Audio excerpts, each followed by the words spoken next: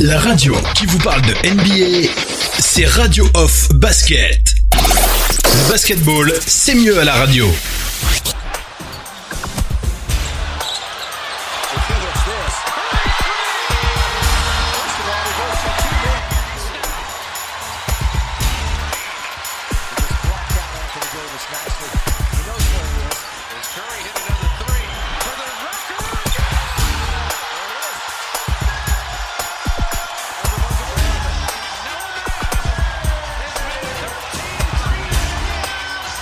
Stroke of the off-season and hit his first 10. Strictly business. Yeah, exactly.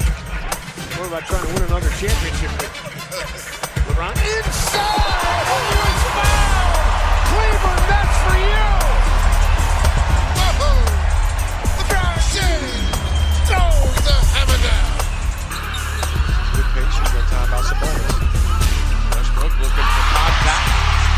Scoring over Ulis like he scored a couple late over Gerald Henderson in Philadelphia the other night. Picked up by Joffrey Laverne out there for the first time to form a gap. Another three ball by Russell Westbrook. Westbrook all the way for the scoop, and he got the good English. Gotta find him. You gotta find him. I mean, he put so much pressure on the defense. Give him the jump shot. Davis finds Durant. Now Durant backs away and Davis takes advantage.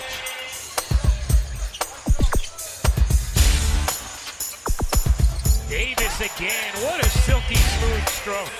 Davis, my goodness, is this guy good. Davis, a three. He's doing it all. 30 for Anthony Davis. Davis to the rim. Bienvenue la famille, bienvenue à toute la famille du basketball. Merci d'être connectés les amis. Vous êtes bien en direct live sur le parquet de la Radio Off comme on en a l'habitude toute la semaine.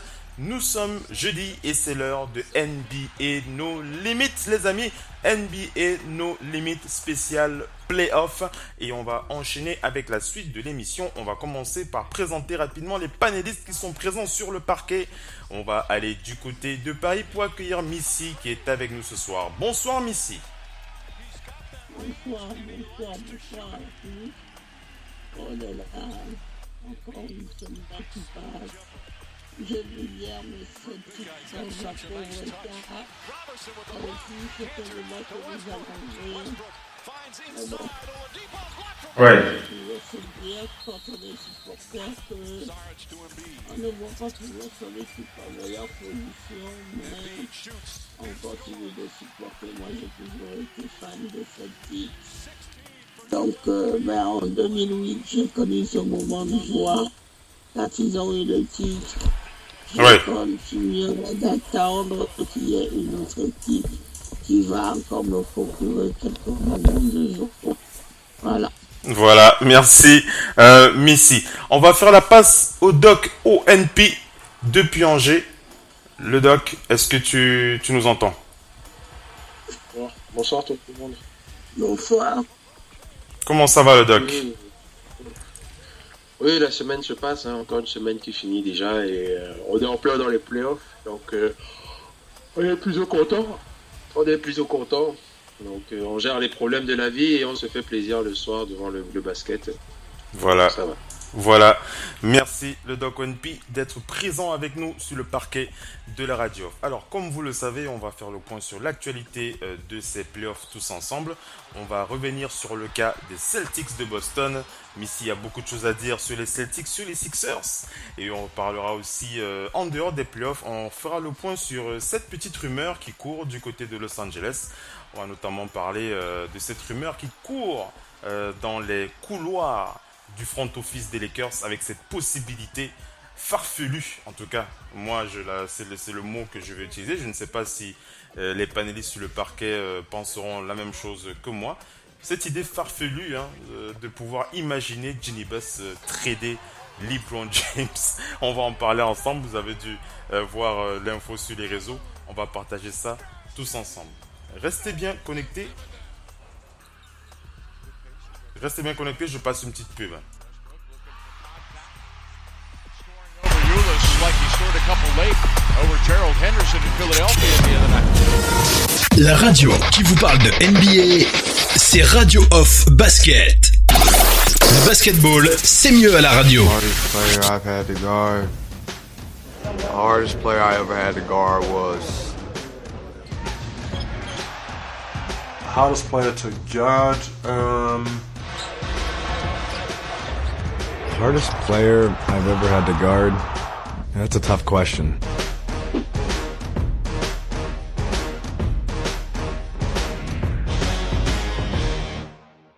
The hardest player that I ever had to guard was Paul Pierce.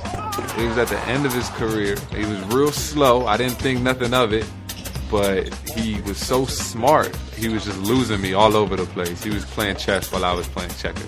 The hardest player I ever had to guard was probably Derrick Rose, 7-game series.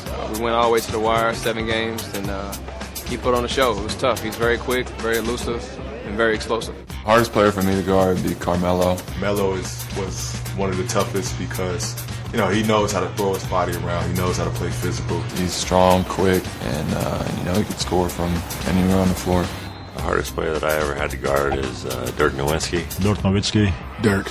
Nowitzki the drive, puts up, shot, it's good, and a foul. Such a skilled player. He can put the ball on the floor, he can shoot it, post up. You have that height advantage, you know, 7'1", and it's hard to guard him. Shot and his release is so high that you can't really do much to affect him. It's just whether he misses it or makes it. Usually the great players on other teams, I'll let somebody else guard. So that was a good strategy that worked for me. Toughest player I ever had to guard would be Tim Duncan. Timmy D for sure. Timmy for the win. Got it! Tim Duncan! He's Mr. Fundamental, but, you know, he was just so solid. He was so smart, reading the defense, reading what they would give him, and just taking it. Hardest player I've ever had to guard, I would say Tony Parker. Prime Manu Ginobili. Manu Ginobili when he was in his prime. His herky-jerky style, the fact that he was left-handed, it just made him tough to guard. The hardest player I've ever had to guard is Anthony Davis. Anthony Davis. You can't really take anything away from him. He's a big with so many skills, and you know, he's one of the best that's doing it. Probably, I say James Harden. James Harden, just because he's so shifty. The minute you stop him, you got to counter him. You can feel like you're playing the best defense ever. He'll still make a tough shot in your face. The hardest player I ever had to guard is probably LaMarcus Aldridge. I had some really good battles with LaMarcus Aldridge. Last year, I think LaMarcus Aldridge really outplayed me. A great post-up player, great offensive player, and you know, he's a tough matchup. The hardest player I've ever had to guard was Brandon Roy. Earlier in my career, definitely Brandon Roy. Blast from the past, Brandon Roy, he was tough. Complete player, can shoot threes, can drive to the basket, was strong, quick. Fortunately, he retired due to injury. The hardest player that I've had to guard would be Steve Nash. Steve Nash. I was an 18-year-old kid thrown into a game against the would-become MVP, and he just had his way with me. Hardest player ever had to guard. When I started, it was Iverson. Iverson behind his back, yes! His crossover was insane. He was one of the most complete players. He was so fast, so good with the ball. He was just amazing, and you know, he was probably one of the hardest guards I've ever had to guard. Nowadays, Curry just never stays still. You know, always moving, always trying to shoot. Steph Curry before KD got there, and Russell Westbrook after KD left, because I think their usage rates were so high, and they're such talented basketball players. Russell Westbrook, he's all gas, no brakes. He's going 100 miles per hour at all time. He's one hell of a player, so he's probably the toughest guy that I have to guard in the league. Steph Curry or Kyrie Irving? Definitely Kyrie Irving, because he can do so many things on offense now. The hardest player I've had to guard is definitely LeBron. LeBron James is just hard to guard. You know why? Because he's the best player in the league. He knows the game. He's really smart. It almost feels like he's always a step ahead of you. What he does on the floor is just not even in this world compared to guys in the league right now. The hardest person I ever had to guard, Dwayne Wade. Oh, Wade, what a play! I always say Kobe Bryant. Kobe Bryant. Kobe Bryant. Kobe Bryant. Long run out by Kobe Bryant. What did I just see? The way he knew what the defender was going to do, he knew how they would react to his various moves, and his ability not to care what shot he took. It was always tough to guard. Arguably the best player of at least my generation. He's so gifted and talented, and then he's an assassin. He looks to score every play. Hardest person I've had to guard was Shaq. Hardest player I have ever got without thinking is Shaq. Shaquille O'Neal. Shaquille O'Neal, because he's beast. He was so big and strong. In his prime, he was the hardest player to guard, period. He was the most dominant center in the world back then. Luckily, I didn't have to guard him very much. But the very few times that I did, it was painful.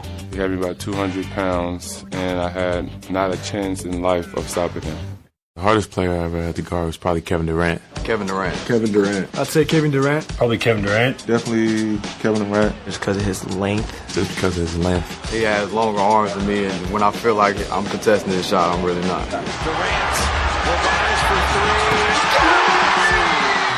Basically a 7-footer with point guard skills. At least score from all three levels. Pull up, mid-range, 3-ball. He has everything. He can kind of do a bit of everything. Can do basically everything. There's nothing you can really take away. If he has a hot day, he's going to make his shots.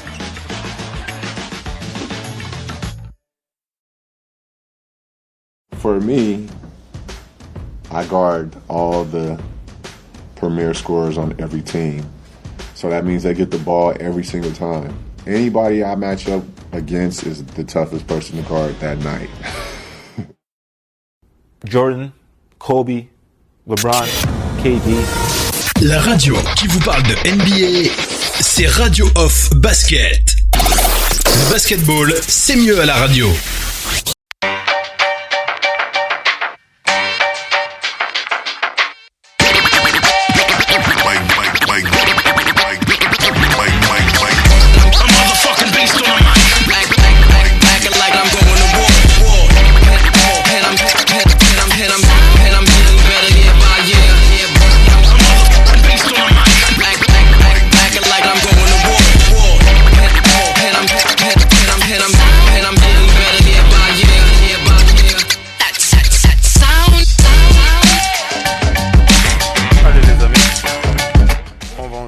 Avec la suite de ce talk show, on va faire le point sur les playoffs, les amis. On va commencer par aller du côté de la conférence Est.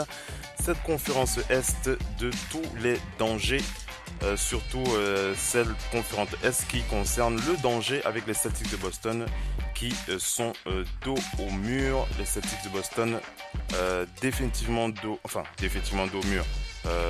C'est terminé pour les Celtics de Boston d'ailleurs. C'est terminé pour les Celtics de Boston. Allez, je vais laisser Missy s'exprimer d'abord, le doc, et après on va enchaîner. Missy, comment est-ce que tu réagis par rapport aux Celtics de Boston? Ils ont fait une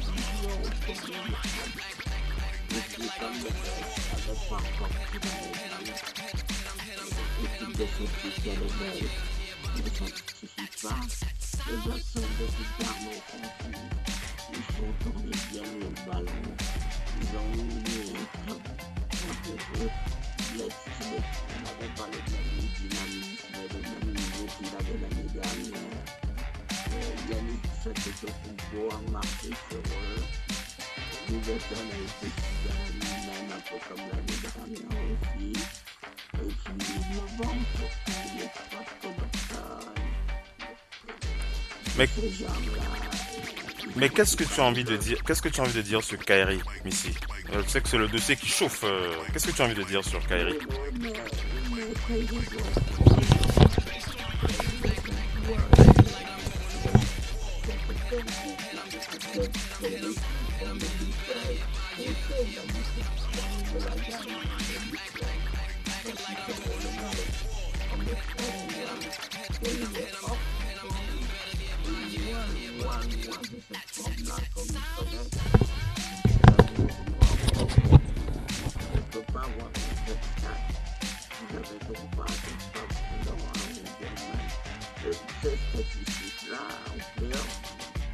est capable de jouer. Et on ne le voit pas du tout. Même quand ils ont la dernière fois qu'ils étaient à Cleveland, qu'ils ont perdu le titre. Ouais. Il faut jouer. C'est quand même un champion olympique. C'est le champion du monde.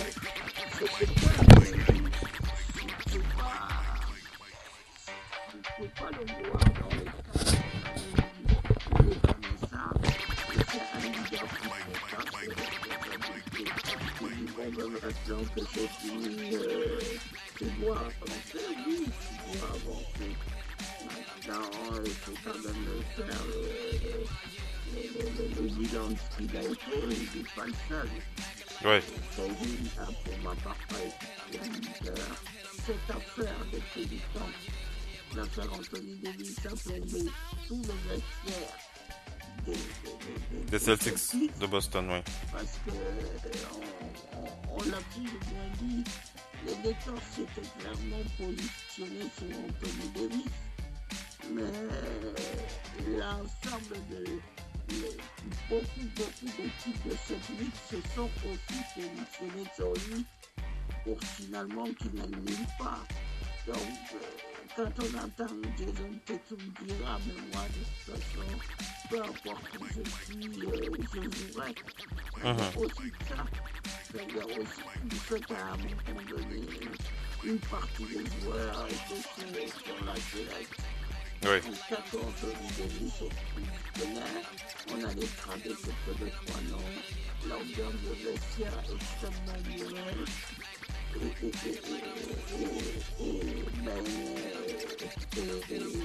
Le coach Sivan, il a fait sa pire saison avec les Celtics. Oui. Il n'y a pas eu de progrès cette année. Et puis, il n'est jamais parvenu à trouver les solutions pour permettre de jouer et de déstabiliser cette équipe des Bucks. Faisons réagir. Vas-y, vers la conclusion, on va faire réagir le doc. Va vers la conclusion, on va faire réagir le doc aussi. Les Celtics sont en playoff à l'image de leur saison régulière. Ils n'ont pas eu de sursaut. Et c'est finalement normal que ce soit le numéro 1, le meilleur de la saison régulière, avec 60 victoires et Ouais. Faisons réagir le doc. Le doc NP. Le doc. Allô? Le doc, comment est-ce que tu réagis à ces Celtics de Boston avec un Kyrie Irving désabusé, hein, il faut le dire. C'est assez triste de voir comment on s'attendait à ça. On va pas dire qu'on l'a pas vu venir, mais vu qu'on est maintenant sur le fait, on est un petit peu triste pour Kyrie quand même. Kyrie qui n'a pas été le leader qu'on attendait, Kyrie qui n'a pas pu amener ses Celtics. Moi je dis Kyrie, il va vivre avec cette histoire de LeBron James partout dans le reste de sa vie. C'est ça le vrai problème, hein. Parce que sa séparation de LeBron James telle qu'elle s'est passée, les gens, les médias, les anciens fans, surtout les anciens fans de LeBron James, ils sont conscients que la legacy de LeBron James s'est arrêtée le jour où ce mec-là a dit je pars. Et même les médias, la façon dont il est parti, il faut le dire, hein, la legacy de LeBron James s'arrête à l'Est, surtout là, quand son lieutenant, celui qui l'a porté jusqu'en finale, ils sont allés ensemble, ils ont gagné grâce à un et à l'autre, et qu'il part, c'est un petit peu comme si Scottie Pippen, en plein 2017, se disait je pars. Ça allait être un séisme. Michael Jordan n'allait même pas savoir quoi faire ou dire je remplace ce mec par qui et je fais comment. Kyrie a dit qu'il part. Ça fait un boom médiatique. On a l'impression qu'il part pour gagner l'année suivante. Surtout que l'année suivante, ils sont premiers quand ils se blessent. Et quand il est blessé, ses gars vont jusqu'en finale de conférence. On a l'impression que tout marche bien, que la sauce a été... Et c'est vrai, tout marchait bien. Parce qu'eux-mêmes le disaient, et nous tous le disions, si Kyrie Irving n'était pas blessé, ces mecs-là allaient en finale. Ce qui pour moi était vrai, parce que la vérité d'une année n'est pas la même l'année suivante. Les Bucks de l'année dernière ne sont pas les Bucks de cette année. Il faut le dire, les Bucks qu'on a vus là, ils étaient pareils l'année dernière, ils terrassaient tout le monde. Oui, maintenant, Missy a évoqué une saison qui a été heurtée par l'affaire Anthony Davis. Ça a peut-être touché le vestiaire, j'en sais rien, forcément dans la saison, un peu. Mais rappelons-nous que quand ces mecs-là sweepaient les Pacers, tout le monde se disait, voilà les Celtics des playoffs.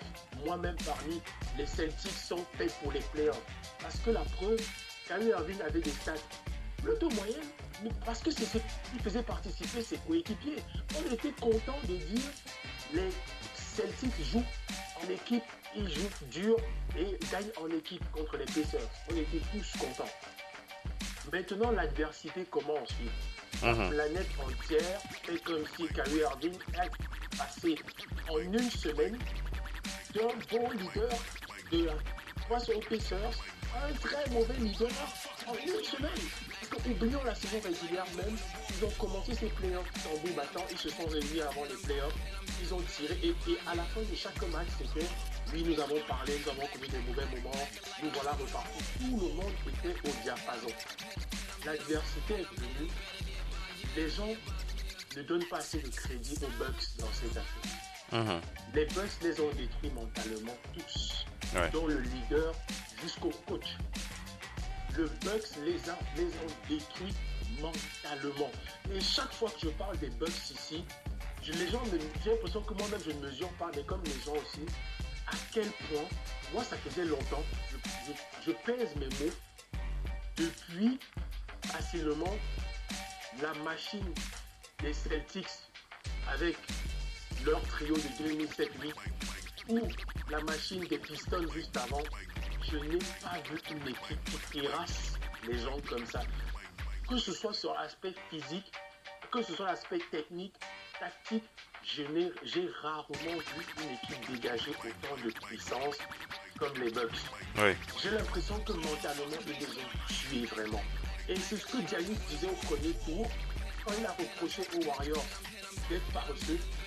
On avait dit ici, moi aussi particulièrement j'avais dit, les Bucks ne font pas dans la demi-mesure. Quand ils vous terrassent, est-ce que vous avez vu qu'à plus 25, Giannis était encore sur le terrain? Il était encore sur le terrain. Il était encore là, chercher comment appuyer l'adversaire. Quand ils font rentrer, maintenant Brandon est revenu. Ils l'ont fait jouer hier pour l'échauffer. Pour dire, gars, on a besoin de toi. Gasol va revenir peut-être dans une semaine et demie. Leur banc va se vider. Brown s'est blessé, mais tout le monde est au diapason. Les Bucks ne vous laissent même pas l'occasion d'espérer. Et j'ai l'impression qu'ils leur sont rentrés dedans au point où physiquement l'adresse des Celtics est sortie et on a tiré. Logiquement, moi je dis que Kyrie doit assumer parce que, comme Charles Barkley disait, on ne se rappelle pas que Mark West a 0 balle ou bien a perdu. On se rappelle que le leader Charles Barkley n'a pas pu gagner. C'est comme ça que tu as choisi ton rôle de leader, tu dois l'assumer. Les meilleurs moments, on va te donner le MVP. Les plus mauvais moments, on va te donner le plus mauvais rôle. C'est ça aussi être un leader. Mais par contre, moi, je donne plus de crédit. J'ai envie d'analyser la situation. Je l'ai dit aujourd'hui sur le groupe off. Ces demi-finales de conférence, on va analyser les meneurs titulaires, les meneurs stars. Tous sont mauvais. Tous. Des équipes en compétition, les meneurs n'y arrivent pas. Sauf que Kevin Durant a sauvé la maladresse de Steph Curry. Sans Kevin Durant qui step up, ils sont peut-être à 4-0 là et on tire sur Steph Curry comme sur Kyrie Irving. Sans McCollum, on oublie ce que Lillard a fait au premier tour parce que Lillard est très mauvais dans cette série. Il a fait le premier game, ils ont perdu le reste. McCollum est entré avec Canter de l'air je vais, Kyle Lowry, n'en parlons même pas, je fais une croix. Chez les Sixers, Ben Simmons, n'en parlons même pas. C'est la catastrophe. Tous les meneurs n'y arrivent pas là. Je ne sais pas pourquoi, même, bon, je n'ai pas envie de dire qu'il y a une relation, mais Sauf que les autres meneurs, quand Simmons a été perdu, Butler a step up, Embiid est revenu, un match step up, ça a sauvé sa tête. Kyle Lowry, n'en parlons même pas, Siakam et Kawhi Leonard le sauvent. J'ai parlé pour les gars de la conférence Ouest déjà. À Boston, une équipe réputée quand même pour que le groupe se soulève. Quand un leader ne va pas, personne ne s'est soulevé quand Kyrie Irving n'allait pas bien. Hier, je l'ai vu tirer parce que lui-même il s'est dit, si je ne tente pas et on perd, on va me dire, mec, tu n'as même pas tenté. Après, quand ça rentre, c'est bien, mais quand ça rentre pas, moi j'entendais les journalistes dire, il doit arrêter, mais Tatum a fait 5 marchés dans le même match. En première mi-temps, on a fait 3 ou 4 fois des marchés. Il ne savait même plus comment enchaîner son dribble. Jalen Brown se débrouillait comme il peut à l'arrache. Orford n'était pas adroit. Baines, c'était plus le même Baines, il était fragile ou je ne sais pas. Il n'y a que Marcus Morris qui lui essayait de temps en temps. Toute l'équipe s'est liquéfiée. Rosier sort du banc, il n'arrivait pas à apporter. Donc, à un moment donné, c'est pour ça que je parlais des Bucks qui les ont tués, parce que personne n'a réussi à faire que, au moins quand Kyrie Irving ça ne va pas, comme tous les autres meneurs, il y ait au moins 1 ou 2 joueurs qui disent You got your back, bro. Ouais, c'est clair. Allons prendre ces matchs. Personne n'a réussi, donc Kyrie Irving, quel support. Moi, franchement, je dis, c'est une épreuve difficile, mais c'est comme ça qu'un leader, ça passe. LeBron James est passé par là. Tout le monde, Kobe Bryant a été tué comme ça aussi quand ça perd. Il passe par là, mais j'ai pas envie de dire que sur le Missy qui a envie de réagir. Missy qui a envie de réagir à ce qu'elle a entendu. Vas-y. Je l'écoutais, c'est exactement ce qu'il est en train de dire que je vais dire là. Parce que quand tu regardes bien ce que dit Thibaut, il y a 2 choses. C'est pas votre capacité à être compétiteur qui est en jeu. C'est votre capacité à vous surpasser quand viennent les matchs. Vous voyez actuellement les Warriors. Hier, on l'a vu. On a vu un Steph Curry qui émargeait à 10 points. Quand Kevin Durant a quitté ce terrain, le leader est venu, il a dit maintenant, de toute façon, il était dos au mur, il n'avait pas le choix. Donc il a pris les choses à main. Ce qu'a montré Kyrie Irving, c'est que Irving n'est pas un meneur comme l'était Rajon Rondo. Parce que ce qu'il y avait à Boston quand il y avait Rajon Rondo n'était pas forcément scoreur. Mais il était là, il faisait un triple double parce que vous êtes là, quand vous êtes comme ça, vous avez 3 choses à faire en tant que meneur. Vous avez à avoir une vision panoramique sur l'ensemble du jeu. 1, 2, à ne pas perdre le ballon. 3, à se dire que je vais chercher l'un de mes coéquipiers les mieux placés, celui à qui je veux faire la passe. Quand je suis en bonne position, quel est l'endroit où je suis le mieux sur un terrain? C'est à cet endroit-là que je vais prendre mon tir. Vous avez ces 3 choses-là.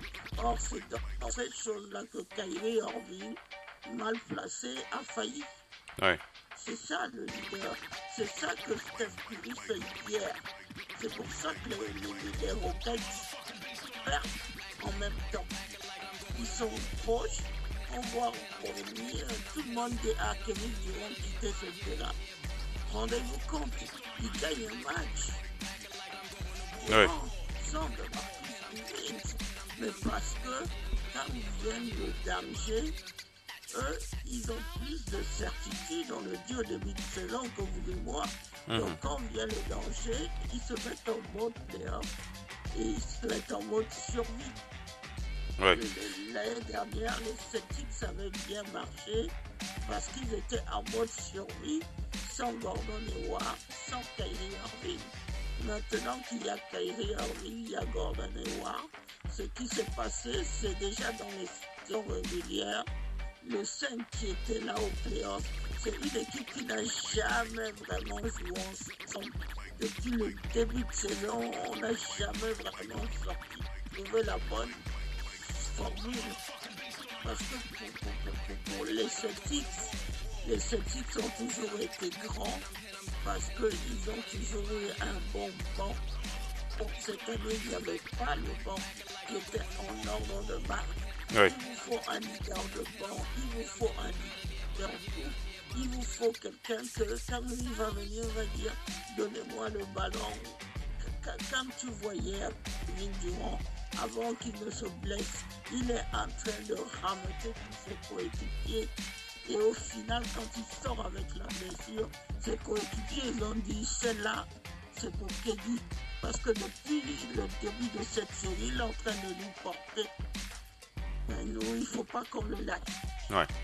Alors, comment est-ce qu'on peut réagir maintenant pour la suite pour Kyrie Irving? Comment est-ce que vous ressentez la suite pour Kyrie? On va commencer par le Doc et après Missy. Le Doc, Kyrie qui quitte les Celtics de Boston, tu es OK pour ça ou tu te dis bon, ce serait dommage qu'il parte? Comment est-ce que tu réagis à cette fin? Je ne vais même pas chercher par le chemin. Je l'ai dit pour Kevin. Ce serait dommage que Kyrie Irving quitte quand il y a une défaite. Oui. Moi, je l'ai dit, même KDB, j'aimerais que ces pertes-là, qu'ils restent pour dire cette fois-ci, j'ai pas pu, j'ai perdu, je reste, je vais essayer. C'est pas grave. Oui. Parce que Kyrie Irving les années passent ne se ressemblent pas. Moi, je l'insiste.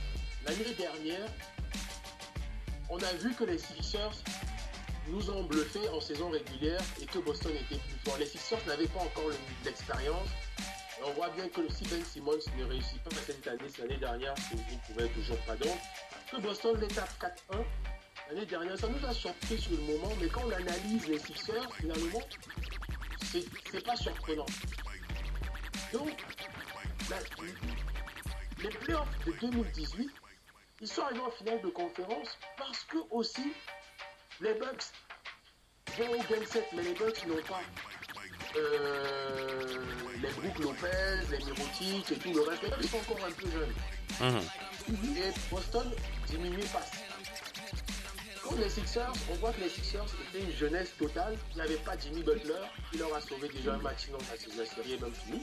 Il n'y avait pas Butler, il n'y avait pas d'autres. Donc, finalement, on se dit, sans lui, ils sont allés, mais sans lui aussi, l'adversité était plus faible. Il faut le dire. Parce que même les Cavs ont montré en finale que c'était faible par rapport à la conférence Ouest. Oui. Je me dis, maintenant que l'adversité est devenue plus forte, il est là, il perd.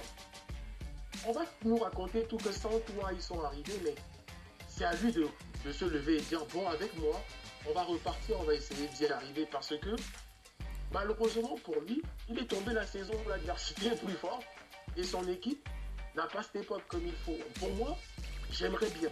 Après, s'il part, pour lui, personnellement, ça va être un nouveau défi parce qu'il va devoir aller dans une nouvelle équipe et trouver à Boston. Parce que finalement, s'il part, il va devenir... Moi, j'ai l'impression qu'il va devenir plus un mercenaire qu'autre chose. Hein. Voilà, j'ai même peur que s'il part, pression qu'il fasse que là où il arrive, s'il échoue, on va dire, mais partout, il échoue. Moi, j'ai envie de dire un truc à Kyrie Irving. Vas-y. Leader a réussi la première année ou les 2 premières années. Genre, le leader sur compteur, LeBron n'a même pas joué les playoffs. Les premières années de leadership. Il n'a même pas joué les playoffs. J'ai envie de lui dire, tu as 25-26 ans. Même Michael Jordan a eu des soucis en playoff, on s'en souvient au début. Tu es critiqué en plus que son jeu. Pourquoi tu commences à faire des balais partout? Nous sommes en playoff, c'est plus ça. J'ai envie de lui. Tu es dans la franchise la plus mythique de l'histoire. Reste, même si ça te prend 5 ans. Si Kevin Garnett a gagné en 2008 après avoir essayé pendant 10 ans, plus même en pleurant et disant voilà, j'ai travaillé dur pour ça. Il a déjà l'impression est laquelle il n'a plus. Donc pourquoi ne pas rester là et se dire je n'ai jamais promis que ça va être facile. Je n'ai jamais promis qu'on va le gagner directement. Par contre, je promets qu'on va essayer, on va réessayer jusqu'à y arriver. Ça peut lui prendre 3, 4, 5 ans. Pourquoi partir? Moi, je ne pense pas qu'il doit partir. Ouais. Mais ici, comment est-ce que tu réagis à ce que le Doc a dit? Comment est-ce que tu... Moi, je dis toujours, les Celtics, dans leur histoire, c'est connu. Les Celtics n'ont jamais entrevu de reposer leur destin sur l'homme providentiel. C'est comme ça qu'ils ont gagné 17 titres. Parce qu'ils ont toujours eu ces équipes-là. Et Danny Ainge a fait le coup du siècle quand il a associé Kevin Garnett, Paul Pierce et Ray Allen. Et Ray Allen. Parce que Paul Pierce était seul. Paul Pierce, rendez-vous compte, il a connu les pires années des Celtics. Il y a eu plein de Celtics. Il y a Lance Diaz qui est drafté et qui meurt d'une overdose sans jamais jouer pour les Celtics. L'autre là, Lewis, l'un de leurs joueurs, qui meurt lui. C'est une crise cardiaque, je crois, ou un arrêt cardiaque qu'il fait. Oui. Il meurt. Ensuite, il y a, comment dire, il y a tout ça, il y a les années de disette. Oui. Côté, c'est la seule, il y a personne. Et puis en 2008, il y a cette année où, dans le dernier match, on se souvient de ce Game 6 où ils le terminent en beauté, ils ont scoré 136 points. Bref, la joie totale. Avec Doc Rivers, tout est bien, Boston est juste merveilleux. Ça, c'est un moment que Kyrie a envie, mais il faut qu'il connaisse cette joie. Parce qu'en 2016, c'est une anomalie d'histoire. Les Warriors ne doivent jamais perdre. On vous fait toujours crédit de la victoire parce que votre nom reste dedans.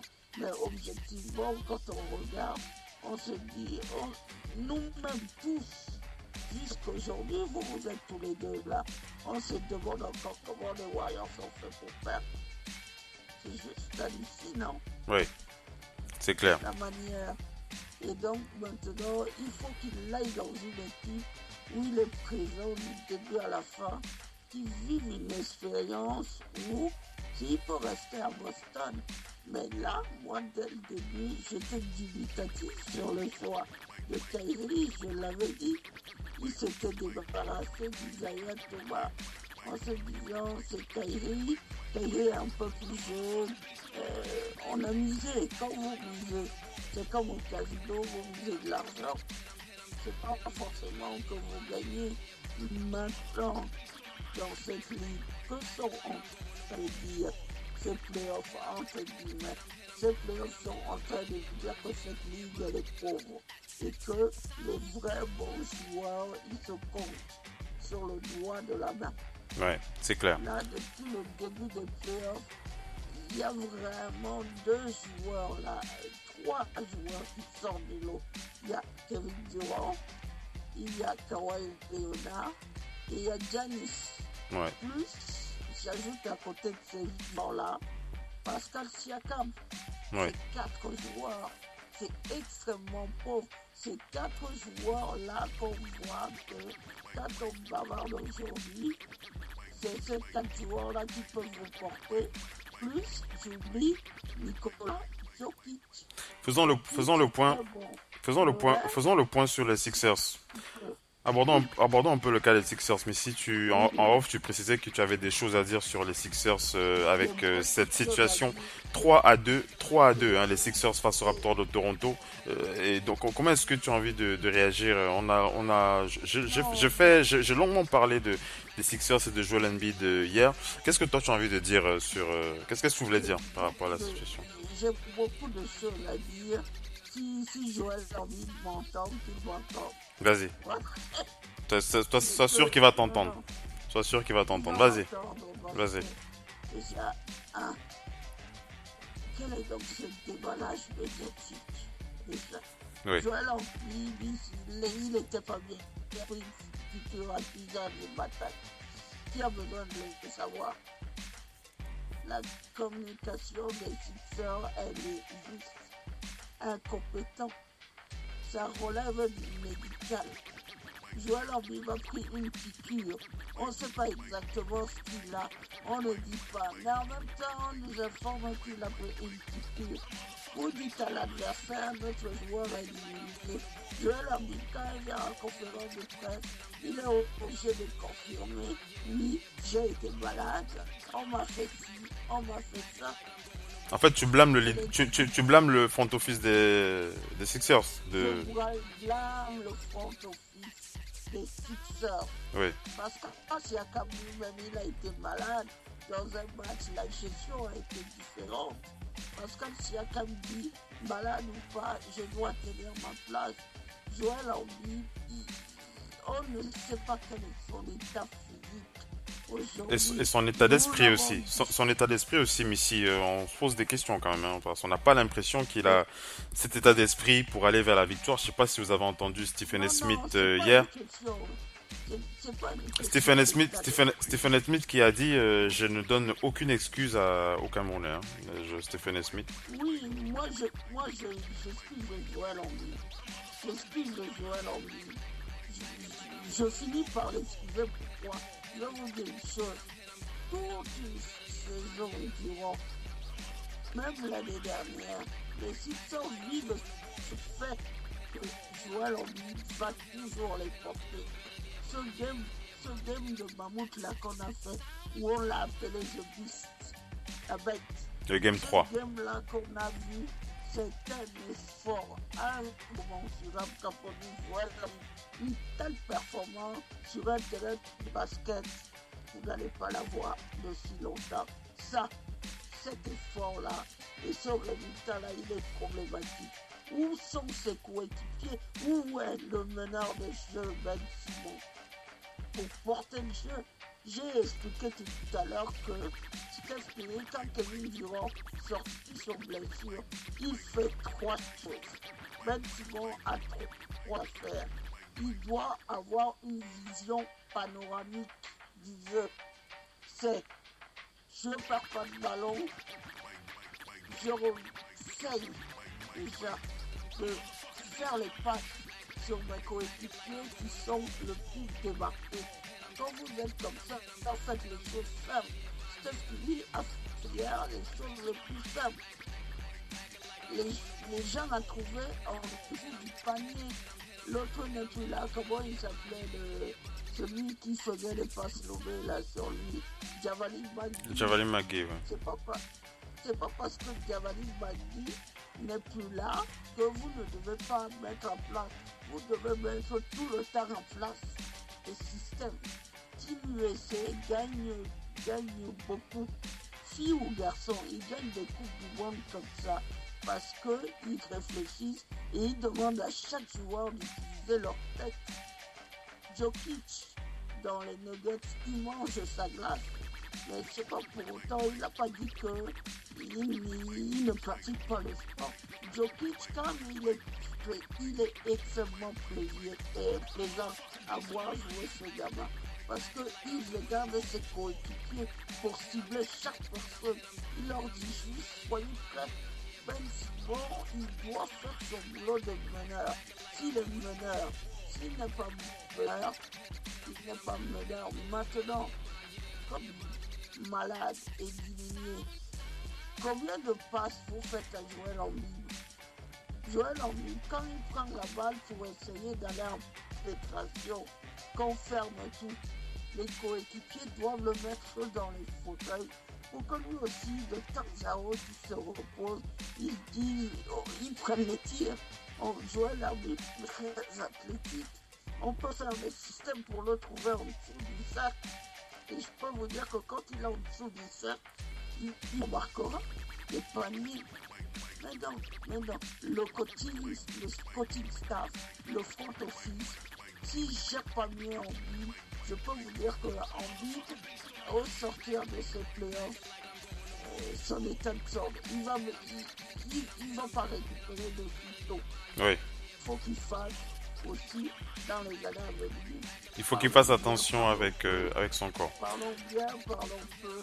Il faut qu'il aille consulter un spécialiste pour solidifier son organisme. s'il ne solidifie pas son organisme tel qu'il est là, chaque année à la même époque, on aura cette discussion qu'on a là.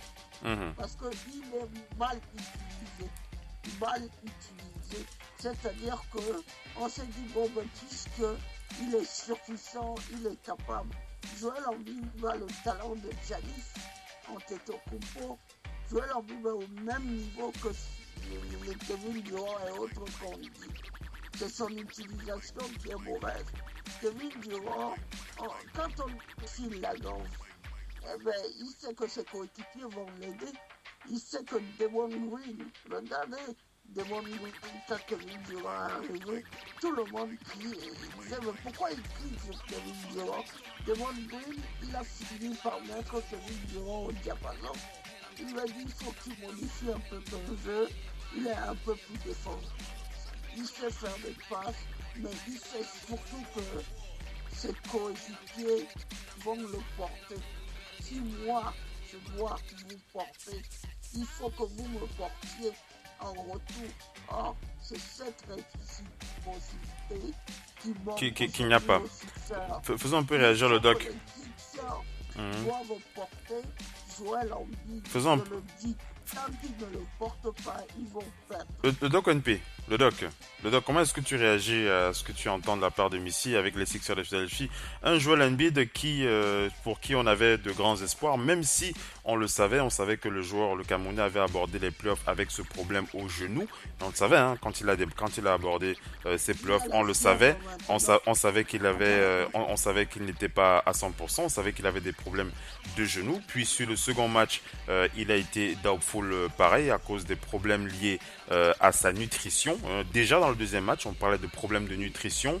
Puis dans le troisième match, le troisième match s'est bien passé, puis c'est le meilleur match de ces playoffs pour Joel Embiid. Et dans le quatrième match, on a parlé de gastro. On a parlé de gastro. Joel Embiid avait une gastro et de la fièvre maintenant. Le Doc NP, comment est-ce que tu as envie de réagir? Problème de communication de la part des Celtics de Philadelphie. Problème des Sixers de Philadelphie, merci Missy. Problème de communication de la part de Joel Embiid lui-même. Comment est-ce que tu réagis? Le Doc NP et après Missy qui reprend. Le Doc. Ouais, Phil. Les Sixers, là j'ai même pas envie de me prononcer sur déjà la fin. Parce qu'ils ont encore un match ce soir et que on se rappelle en début de cette série et après le game 1. On se dit qu'ils vont se faire balayer. Pas balayer, mais ils vont se faire massacrer. Ils ont trouvé, à travers Jimmy Butler, Joel Embiid était revenu. Ils ont trouvé les ressources de JJ Redick et surtout le banc, Mike Scott et Wood, pour revenir dans la série et même mener. Ils ont gagné 2 games consécutifs, ce qui est très rare en playoff, surtout ces playoffs-ci. Et donc, après, patatras à nouveau. En même temps, les playoffs, c'est de l'ajustement, comme le basket, c'est un sport d'ajustement. Les playoffs, c'est j'ai perdu, qu'est-ce qu'il faut que je modifie. En face, j'ai envie de donner aussi, comme j'ai fait l'autre pour les Bucks, j'ai envie de donner crédit à l'équipe qu'ils ont en face. L'équipe qu'ils ont en face, c'est une équipe de roublards. C'est l'équipe la plus expérimentée de la conférence Est en playoff. Depuis que LeBron James est parti. On l'a répété plusieurs fois. On s'est moqué des Raptors, certes, mais parce qu'ils se faisaient éliminer chaque fois par LeBron James. Mais personne d'autre ne les a éliminés depuis très longtemps dans cette conférence. Personne d'autre. Maintenant, ils ont fait partir leur franchise, leur co-franchise, pour amener un autre qui est encore plus fort que lui. Et lui, il est venu accompagné d'un top 10 défenseur d'hommes, Danny Green. Donc Kawhi Leonard, Danny Green arrive. Pascal Siakam sort de nulle part. Parce qu'en plus, Ibaka reste. Pascal Siakam sort de nulle part et évolue à un niveau exponentiel. Et là, en face de... Moi, je vais vous dire, ma surprise, moi, c'est même que les Sixers tiennent juste comme ils tiennent jusqu'à présent. 4-2, pour moi, ils tiennent là. Après, on est déçus, certes, du contenu, parce que on a notre joueur qui inquiète.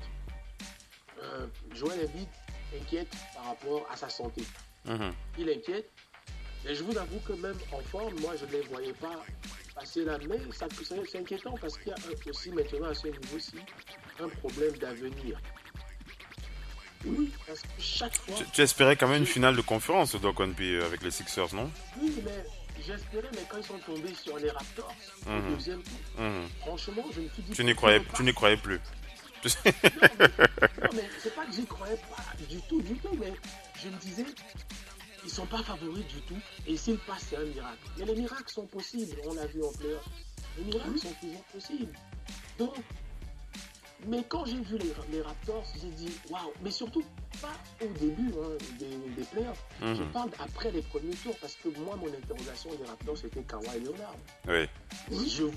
Lui aussi a passé une saison, il ne jouait pas des back-to-back, où on le reposait, on le préparait pour les playoffs.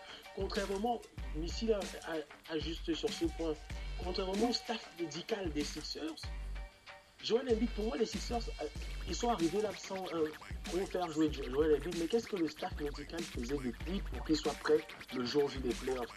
C'est un mystère un petit peu à ce niveau-là. Oui, parce que c'est super. Tu sais, le Doc Onpi, le Doc, je te coupe pas, hein, mais le Embiid a régulièrement été il a souvent été reproché à Joel Embiid d'avoir un vrai problème au niveau de sa nutrition. Je ne sais pas si vous le voyez souvent en préparation. Déjà, Joel Embiid, il a une particularité. Bon, je sais pas si c'est une particularité, mais il a une demande. Il aime bien qu'on le masse devant le parquet. Vous avez pu le remarquer. Et il a toujours un paquet de chips ou d'un hamburger. Il a des frites. Bon, vous me direz, peut-être que c'est son truc pour le début de match, je sais pas. Bon, à Stephen Curry, lui, son truc, c'est les pop-corn. Bon, lui, il a toujours un gros paquet de pop-corn. Vous me direz, bon, je sais pas comment vous réagissez à ça, mais j'ai vraiment l'impression qu'il y a un vrai problème au niveau de la nutrition, la préparation du corps de Joel Embiid, parce qu'on le voit parfois, il a un problème de poids, hein. Je sais pas si vous le savez, mais il a un problème de poids. Vas-y. Vas-y. Je vais te dire, tu as comparé par exemple Steph Curry. Steph Curry, c'est un mec d'1m90 ou 88 pour... il est tout mince. Oui, c'est pas le même gabarit. C'est pas le même gabarit. Il va même prendre du poids pour certains. Joel Embiid, ça se voit sur son gabarit que quand le rythme aller-retour, ça s'enchaîne. Surtout qu'il y a des équipes qui jouent des contre-attaques, qui jouent non-stop. Parce qu'on se disait même que face à des équipes comme les Warriors, où Draymond Green, dès qu'il prend le rebond, il a déjà foncé. Tout le monde fonce en contre-attaque. Après, quand tu fais 10 allers-retours, lui, en général, si vous remarquez, les stars jouent le premier quart-temps environ sur les 12 minutes, elles en jouent 8. Parfois même 9 quand c'est chaud. Et ça. Joel Embiid, c'est après 5 minutes qu'il est d'abord sorti. Pour le faire d'abord souffler. C'est après 5 minutes. Et c'est pas plus parce que on sent que là, la fatigue commence déjà à prendre parce que le tempo est un peu trop élevé. Donc, on a vu des joueurs, la majeure partie des joueurs qui ont réussi là, vu l'argent qu'ils ont eu, lui, il a cette immense chance d'avoir eu son gros salaire très vite, très peu de sophomore ou bien de troisième année sur un salaire comme ça, surtout quand tu sors d'une blessure où l'équipe a passé 2 ans et demi à te soigner. Très peu de joueurs sortent un salaire comme ça. Il a eu son contrat, il l'honore, il le mérite. Mais il le mérite, on l'a dit.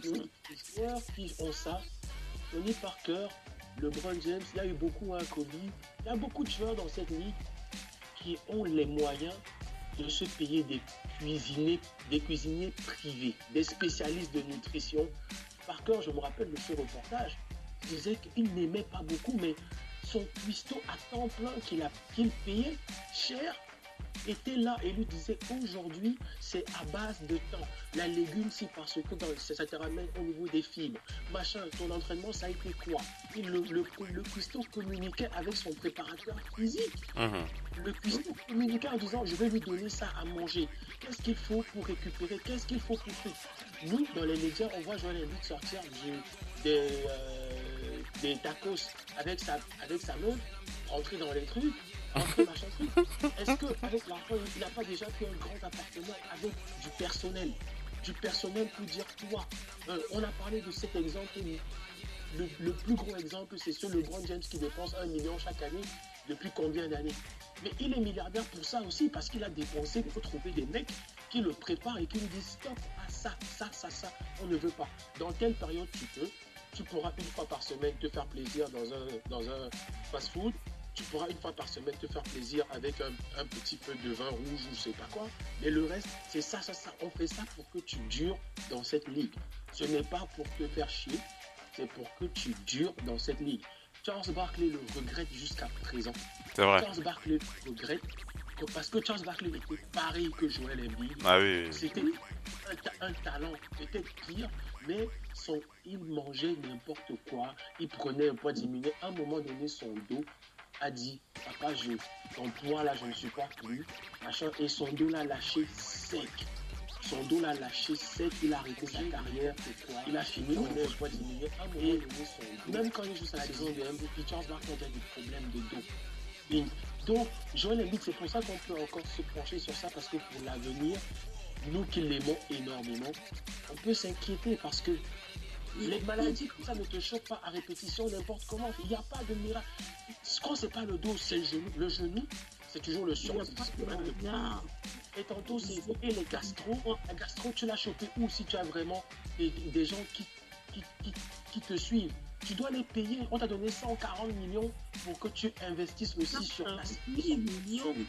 Donc, à un moment, et même le club est capable de te les donner. Ce genre de joueur, le club est capable de dire, écoute, c'est nous qui payons ça parce que si tu veux, on te met quelqu'un qui te suit. Même le club est capable. Les sponsors sont capables de te le faire. Il a tout maintenant, et le sponsor et le club. Et de son côté, il peut même choisir le meilleur. Il va dire, écoute, tu te fais de la pub et tu auras d'autres clients. Il peut même le payer 0 pour avoir les meilleurs nutritionnistes. Il est en main. Donc, mais moi, on peut reprocher au club aussi, finalement. Parce que lui, on peut lui dire, c'est un petit jeune qui veut l'argent pour le machin et le central. Est-ce qu'au sein du club, il n'y a pas son GM qui a été un joueur qui avait aussi des problèmes de poids, mais qui a su se battre un peu contre lui? Est-ce que son GM ne peut pas, à un moment donné, lui dire, mais quelqu'un au club peut te dire, écoute, voilà, c'est stop, c'est nous qui pensons, voilà comment ça se passe, comme ça. Parce que ce club, nous sommes en play-off. Nous sommes en play-off. En play-off, on a dit, ce sont les stars qui prennent le relais. C'est là où on voit les vrais stars, quels sont les vrais players, les vrais joueurs qui méritent leur salaire et tout. Kawhi Leonard, même si les Toronto sort, tout le monde va dire, Kawhi nous a montré. Kawhi, c'est quelque chose. Même si Toronto sort. Je peux te dire, même si Giannis sortait là, maintenant, tout le monde allait dire, papa, Giannis nous a montré. Voilà. Ce sont les hommes qui ont pris le relais. Et Kevin Durant peut sortir là. On va critiquer ces gens, mais on va dire lui, quand il prend le ballon, voilà, point. Il met tout le monde d'accord. Ici a mis tout à l'heure Joel Embiid au niveau de ces gens-là, parce que c'est vrai, je joue, la saison est finie, là où je joue, la saison est finie, petite parenthèse, il y a un mec qui vient de Grèce, il ne joue qu'avec le maillot de... Il vient jouer avec nous parce qu'il veut jouer la saison prochaine, mais il met le maillot de Giannis, et il aime tellement parce qu'il est d'origine grecque, et il a fréquenté le petit frère qui est à Olympiakos, et il dit qu'il est fou de la famille Giannis parce qu'ils sont 4 frères. Et il nous a dit un seul truc. Parce que comme ici a dit ça, ça me rappelle ce qu'il n'a dit pas plus tard que c'était lundi dernier. Le mec nous a dit, écoutez, chez nous, on savait que notre seule personne qui pouvait nous menacer pour ce MVP, c'était Joel Embiid. Il nous a dit comme ça. Il a dit qu'il savait que c'était Joel Embiid, notre seule menace pour ça. Malheureusement, pour lui et heureusement pour nous, sa santé l'a empêché de faire une saison pleine. Parce que malgré sa saison, là-bas même au sein des Grecs, malgré sa fausse saison de malade, il fait 27, combien, 13, combien de rebonds, combien de comptes, combien de passes. Joel Embiid, imaginons une saison pleine en santé, parce que le club aura géré ses préparations, lui-même aura géré sa nutrition. Joel Embiid, c'est du 30,14 rebonds dans une saison. À l'aise. C'est du jamais vu. Donc, moi, franchement, les Sixers, moi, je ne les mets pas morts. Je trouve qu'ils sont... On peut prendre les plétables. J'ai dit, Ben Simmons, je vous le répète, je lui en veux même pas. Il va devoir aller lutter. Ce qui va lui arriver là va lui servir s'il est intelligent. Mais moi, je dis en face les Raptors, j'ai dit son niveau, sa limite est arrivée, c'est fini. Oubliez-le. Butler va devoir se faire sur glace, mais lui, oubliez-le au début du match, le meilleur défenseur du monde prend sur lui. Quand il y a switch, c'est Satan sur un switch sur lui. Donc les switches ne servent même plus à rien. Switch de l'autre côté, c'est Danny Green. Donc lui, moi je le mets à côté, oubliez-le. Missy il doit faire plus. Et ce coach, j'avais parlé de Monroe. Oui. J'avais dit pourquoi pour eux. Mais chaque fois qu'il met Greg Monroe fait du bon boulot, tabarnak. Greg Monroe fait du. Mais j'ai l'impression que parfois il oublie. Et je sais pas. Il trouve pas de solution. Pourtant les solutions sont souvent là. Donc ce soir, de toute façon, c'est gagner ou aller en vacances. C'est clair. De gagner ce match. Missy, un dernier mot, après on va enchaîner avec la suite, on va passer une pub et après on va enchaîner. C'est un peu du all-time. Ouais. Ce qu'on voit surtout avec cette équipe de Sixers, c'est le désordre. Parce que leur jeu n'est pas en ordre. Quand vous devez jouer dans l'intensité. Parce que même ce game 2, sinon, c'est plus le game 2. Quand le match où Joël Embiid va scorer, je crois 12 points et ils ont gagné. Tout le monde était content parce qu'ils ont gagné. Mais Joël Embiid dans un match avec 12 points, ça pose beaucoup de problèmes. Joël Embiid ne peut pas être à 12 points dans un match, même si vous gagnez, vous satisfaire de ça. Ce qui est problématique dans ces playoffs, c'est que quand la victoire est en somme, je dis ça pour toutes les équipes qui sont là, la victoire est en somme très mauvaise pour certains, à part les Bucks que je ne mettrai pas à part. La victoire est mauvaise parce que quand vous gagnez, votre victoire ne questionne jamais la manière dont vous jouez, dont vous gagnez. Et même dans les victoires, vous ne procédez pas aux ajustements. C'est toujours l'équipe qui perd. On a ce fameux match-là que les Denver Nuggets ont fait. Il y a eu 4 prolongations. Au moment de la victoire, Portland était super content. Mais les Denver Nuggets, ils n'étaient pas inquiets. Ils sont inquiets parce que leur jeu est en place. Ce qui manque aussi, c'est de mettre leur jeu en place et en mouvement. Voilà. Ils ne peuvent pas jouer à tour de rôle. Et puis, ce qu'il y a surtout à saluer dans cette série, c'est un bon Pascal Siakam. Et un bon Pascal Siakam, pourquoi? Parce que si on doit dire, c'est quelqu'un qui n'a de cesse d'étudier le jeu. Sa science du jeu est bonne. Quand vous avez une bonne science du jeu, vous pouvez tout faire. Il peut absolument tout faire sur un terrain. Allez, Missy, on va passer à la conférence Ouest. On va passer une petite pub. On revient. On va écouter justement Giannis pour cette petite page pub et après on va attaquer avec la conférence Ouest. Restez bien connectés à tout de suite.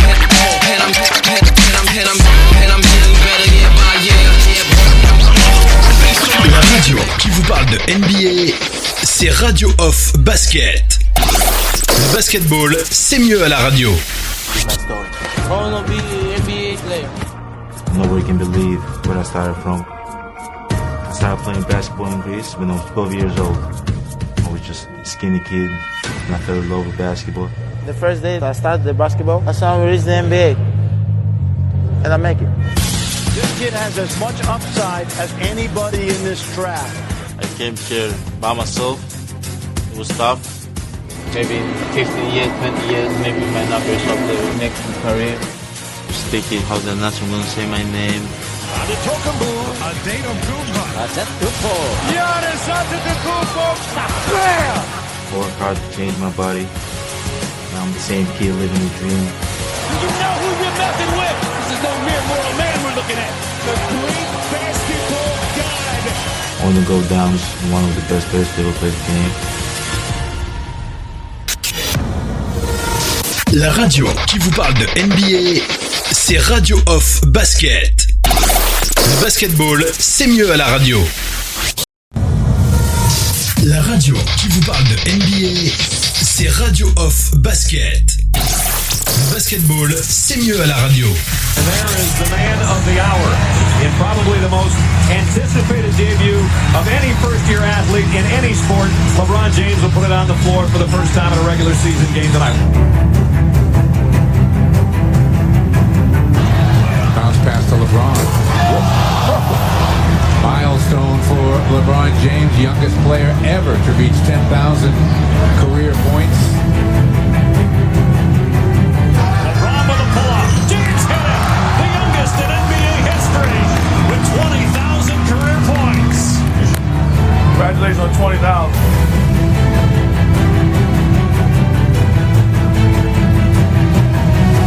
LeBron James has passed Shaquille O'Neal on the NBA all-time scoring list.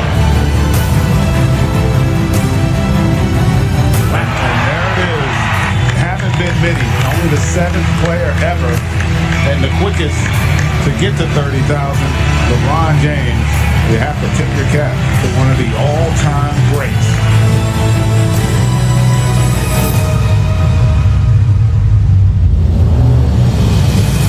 LeBron one-on-one with Cunningham, pulls up and hits it. And that's it. He has passed Dirk Nowitzki now on the all-time scoring list. 6th all-time.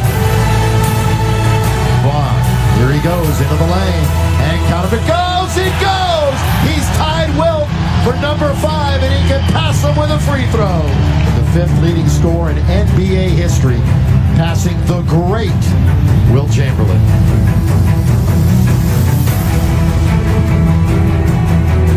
Ladies and gentlemen, another historic night here at Staples Center.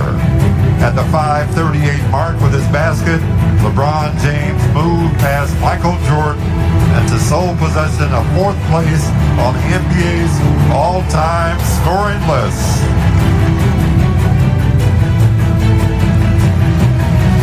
Congratulations, number 23, LeBron James, on this amazing career achievement.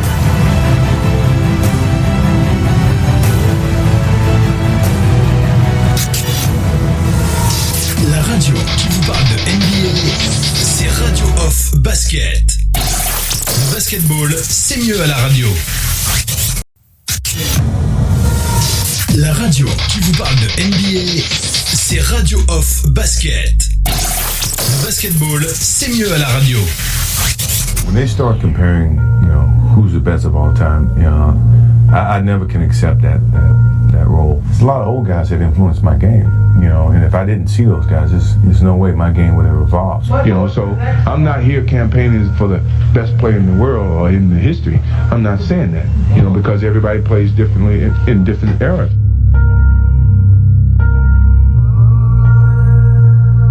Coming on this level is a brand new start for me, and I have to start from the bottom and work my way up. I came into the league thinking I was the last on the totem pole. I know it's going to be a lot of talking and crowd expectations going to be out of this world, but I have to go out and play my natural game, and that's what got me up to this point, and I can't change now just for the crowd. I don't worry about the fans and their eyes on me. It's a competition that really drives me to be the player that I am. I love the game of basketball, and I feel that if I didn't get paid right now, I still play the game of basketball without a doubt. I just played the sport because I loved it. I love the game, and every day I try to play it as hard as I can when I'm playing it. But people are starting to forget that when I play basketball, I don't play conservatively. I play all out. I feel that I'm the leader of the ball club. So I can't say that I'm going to try to play and conserve 28 minutes so that by the end of the season, I'm going to be more rested. I'm all out. Now we can go head to head. Sure. And see who really is MVP. I'm the ultimate competitor. Yeah, I add that to the challenge that that I'm presenting to myself. I would never say I was cutthroat. I was competitive. Have you ever been afraid on the court ever? Against anybody? Never. Have you ever been intimidated by anybody? Never.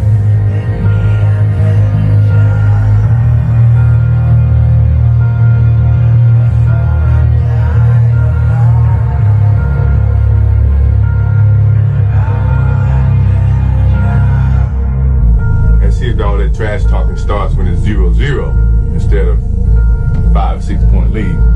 That's where it starts. I'm a competitor to a point where if you're my opponent, if I knock you down, I'm not picking you up. It's your opinion. It's their opinion. I accept that as their opinion. If you ask me, I would never say that I'm the greatest player. La radio qui vous parle de NBA, c'est Radio Off Basket. Le basketball, c'est mieux à la radio.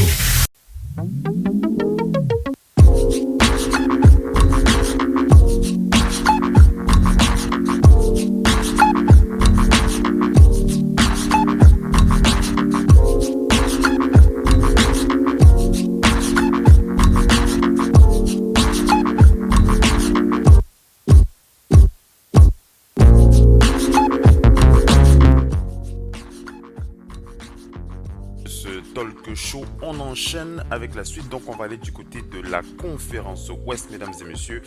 On va faire le point sur cette belle série qui oppose les Warriors de Golden State aux Rockets de Houston. Il y a des choses à dire.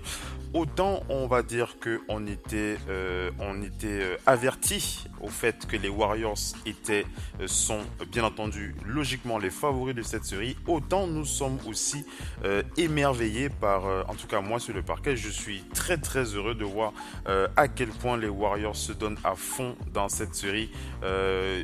Pour ceux qui n'étaient pas prêts à vendre cher la peau des Rockets de Houston, il faut quand même leur remettre ça. C'est vrai qu'on a été un petit peu... il y avait des critiques à faire sur le Game 1 avec les plaintes face aux arbitres, etc. Mais par la suite, James Harden, je l'ai dit dans FMNBA hier soir, James Harden a été présent sur l'intégralité de cette série. Il tourne à plus de 35 points en moyenne par match avec un œil rouge qui est devenu le porte-bonheur de cette équipe des Rockets de Houston. Je ne sais pas si vous avez vu le Donuts Red Eye. Je ne sais pas si vous l'avez vu sur les réseaux. c'est le nouveau gâteau à la mode, ce donuts avec le visage de James Harden et l'œil rougeâtre. Donc voilà. Donc j'aimerais qu'on parle un petit peu de votre ressenti par rapport à cette série. Kevin Durant ne jouera pas le Game 6. C'est apparemment acté. C'est officiel, c'est acté. Donc maintenant j'ai envie de vous entendre là-dessus. Moi j'ai bien envie de donner une petite chance aux Rockets. J'ai bien envie de donner une petite chance aux Rockets. Pourquoi pas une surprise de la part de James Harden ce soir. On va commencer par le Doc et après Missy. Le Doc, comment est-ce que tu as envie de réagir sur cette série? Est-ce que les Rockets te font plaisir? Est-ce que James Harden te fait plaisir comme il me fait plaisir? Le Doc ONP? Non, les Rockets te font plaisir parce qu'ils ont bien réagi et que après le Game 1, on en a parlé ici. Le bavardage inutile, ça servait à rien. Ils ont malgré même au Game 2, c'était déjà très bien. Malheureusement, il se blesse à son œil. Parce que je pense que ce match-là, ils auraient pu l'amener bien plus loin qu'il l'a été. S'il avait joué tout le match. Et ils ont perdu cela, mais ils se sont tués, ils sont rentrés chez eux pour défendre leur parquet. Voilà, et ils font le taf. Hier, de l'autre côté aussi, il y a une blessure. Kevin Durant ne joue pas tout le dernier carton, mais James Harden n'avait pas joué le premier carton quasiment l'autre fois. Et les Warriors réussissent à faire le boulot quand même. Donc tant mieux pour les Warriors. Mais les Rockets, c'était l'occasion pour eux de ramasser ce match et d'aller finir à la maison. Maintenant, il y a un point positif, c'est que voilà, il n'y a pas de Kevin Durant et que eux, ils se débrouillent pas mal. Leur banc essaye de faire le boulot qu'on attend d'eux depuis. Et de l'autre côté aussi, PJ Tucker marque plus. Parce que rappelez-vous, les deux premiers matchs, il met presque pas de points et tout. Et il se bat sur Kevin Durant, mais il n'arrive pas à scorer 13 points, 10 rebonds hier. Eric Gordon encore toujours tout près des 20 points ou plus. 19 points hier. Leur seul bémol, c'est les deux qui ont le plus parlé, qu'ils attendaient cette confrontation, c'est-à-dire Capella et Chris Paul. Et leur seul bémol, c'est inadmissible que Chris Paul, qui attend cette confrontation depuis un an, depuis l'année dernière quand il se blesse, à la même période, il est revanchard. Dès qu'il voit les Warriors, il a le front qui est froncé et tout. Il est revanchard, mais il n'y arrive pas. Pourtant, Eric Gordon fait ce qu'il doit faire. Et Chris Paul peut attaquer Curry, attaquer sur les switches clés, aller chercher, driver. On lui donne souvent. Qu'est-ce qui fait qu'il n'y arrive pas, Doc, d'après toi, puisque on va dire que la santé... Je ne peux pas te l'expliquer. Vas-y. Je disais tout à l'heure, tous les meneurs m'ont l'air à plat. de maladresse. Mais lui, est-ce que c'est même de la maladresse? Parce que il prend une bonne moyenne de tirs, il prend des 14 tirs. Il prend pas plus, tu vas pas le voir prendre des 25 tirs comme notre mineur. Il en prend, mais en même temps, il a James Harden qui prend déjà le maximum de tirs à côté de lui. Quoique hier, si vous remarquez, James Harden n'a pris que 16 tirs. Hein. Il a une efficience terrible, 10 sur 16. Hein. Oui, c'est vrai. Une efficience terrible. Lui et Kawhi sont très très adroits dans cette série. 62% de réussite. Mais parce que James Harden a compris un truc, Philippe, qu'il ne comprenait peut-être pas avant, c'est que ces tentatives à 3 points, à répétition, il pouvait tenter 20 tirs à 3 points, ça ne servait pas. Et quand il va au cercle, il va chercher cette cuillère, ce petit layup, ça marche parce que les gens couvrent Capella pour empêcher le alley-oop. Alors il marque, si vous voulez fermer Capella, il marque ses points. Et donc, Chris Paul et Capella, ce Capella est celui qui a gueulé le plus. Et hier, il est en conférence de presse encore, oui, on aurait dû gagner ce match, mais comme il a pris 14 rebonds pour la première fois, il est un peu gueulé, mais il n'a que 6 points. Après, il n'a que 6 points. Et ça, c'est pas parce qu'on lui donne, parce qu'il a tenté 10 fois. Il fait 3 sur 10 hier. Et c'est très mauvais pour lui, parce que lui, en général, c'est sous le cercle qu'il a la balle. Quand tu fais 3 sur 10 sous le cercle, c'est qu'il y a un problème. Ça veut dire que tu ne te bats pas assez contre un mec que tu dépasses de 10 cm. Draymond Green passe de 10 cm, il n'arrive pas à un moment donné à percuter. Maintenant, on me dira qu'il est quand même très physique, mais si tu veux passer un cap, va te battre contre lui, tu vas plus haut que lui, prends ta prise de position pour te battre sur le rebond, ou bien pour te placer pour avoir la balle. Les deux là, c'est le problème. Par contre, c'est ça, c'était une bonne nouvelle pour Houston qui se dit qu'ils ont une marche. Mais la mauvaise nouvelle pour Houston, parce qu'on a déjà dit la mauvaise nouvelle pour les Warriors, c'est que Kevin est blessé. Et voilà, donc ils perdent presque 30 points de moyenne, 35 là. Mais en même temps, ils gagnaient depuis avec un Klay Thompson qui n'en mettait même pas 15, avec un Curry qui était en dessous de 20. Hier, malgré leurs problèmes, presque 30 d'adresse, ils ont step up assez pour arriver à 27 et 25 points. Et Dieu sait que le prochain match, ils seront à 30 points à eux deux, chacun. Ça, je peux déjà l'affirmer. Et la pire des mauvaises nouvelles, les deux, pour les... Parce que les Warriors ont déjà cumulé entre le banc qui n'est plus là, de Marcus, Kevin Durant maintenant. Mais pour Houston, c'est que Phil, les Warriors depuis 2015, sur chaque série de playoffs, ont toujours gagné un match à l'extérieur. Est-ce que le sort va être brisé demain? Parce que c'est le dernier match à l'extérieur. Là, jusqu'à maintenant, ils ont toujours pris un match dans chaque série qu'ils ont joué. Toujours au moins un match depuis 2015. Est-ce que ça va être brisé? À voir. Et surtout aussi, Klay Thompson n'a pas encore fait son fameux match de flamme. Il n'a pas encore pris feu. Et on le sait qu'il a un match comme ça par série. Il est 11 sur 20 hier, il tourne à 55%, il met 25%. Donc c'est lui, il a un très bon pourcentage hier. Donc ça veut dire que sa main commence à chauffer, il trouve peut-être son adresse. Et j'ai peur pour Houston que s'ils prennent 25 tirs, demain, il en met 20 et il se retrouve à plus de 40 points, ce jeune homme. Parce qu'on le sait qu'il a un match comme ça. Ce sera le 6 ou le 7. Donc Houston doit faire très gaffe. Golden State gagne toujours un match à l'extérieur et demain c'est le dernier match de la série à l'extérieur pour eux. Donc je vais voir comment ils vont réagir parce que c'est Chris Paul qui manque à l'appel. Malheureusement. On aura droit à du spectacle. Ça, on peut le garantir. Missy, comment est-ce que tu as envie de réagir sur cette série? Est-ce que tu as envie de féliciter les Rockets? Est-ce que tu as envie de les féliciter, Missy? Non, je ne félicite pas les Rockets. Parce qu'ils n'ont pas encore traversé. Non, d'une, ils doivent batailler beaucoup contre une équipe qui est diminuée, semble déclassée. Les Warriors sont extrêmement diminués. Mais qu'est-ce qu'on a dit au début de saison, Phil? Même si, bon, nous tous, on a dit, qu'est-ce qu'ils ont de plus, les Warriors, par rapport aux autres? Les Warriors ont une chose, ils sont champions en titre, mais ce qu'ils ont le plus par rapport aux autres, c'est les certitudes. Et ça, c'est quand vous avez des certitudes, ils ont déjà une certitude, c'est que quand ils sont en difficulté, c'est là où tu vois leur vrai visage. Ils deviennent eux-mêmes, ils sont résilients, imperméables à tout. Pourquoi on voit ce visage-là des Warriors? On voit ce visage-là des Warriors parce qu'il y a un précédent 2016. 2016, c'était un grand mal.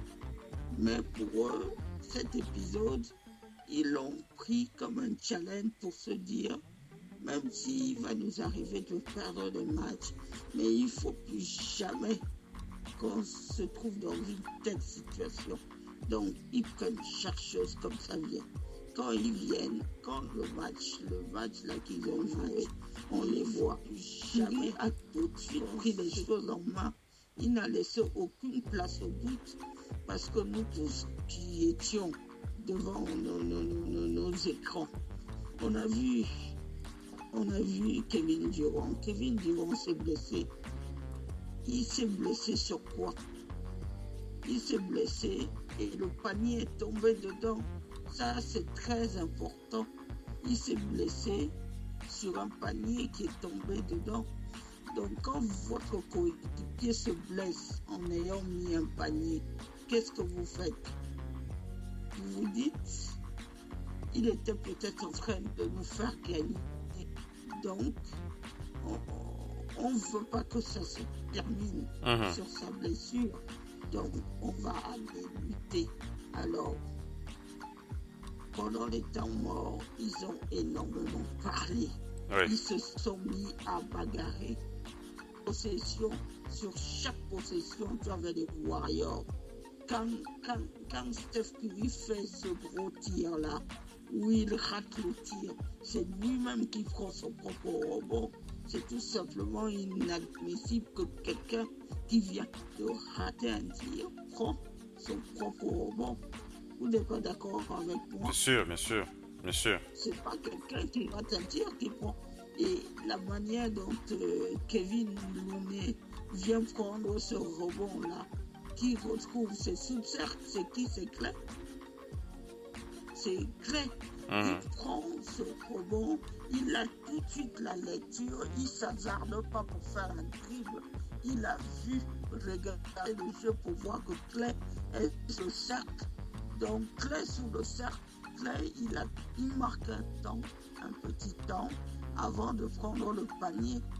C'est les choses comme ça qu'on attend de quelqu'un que peut-être comme Capella.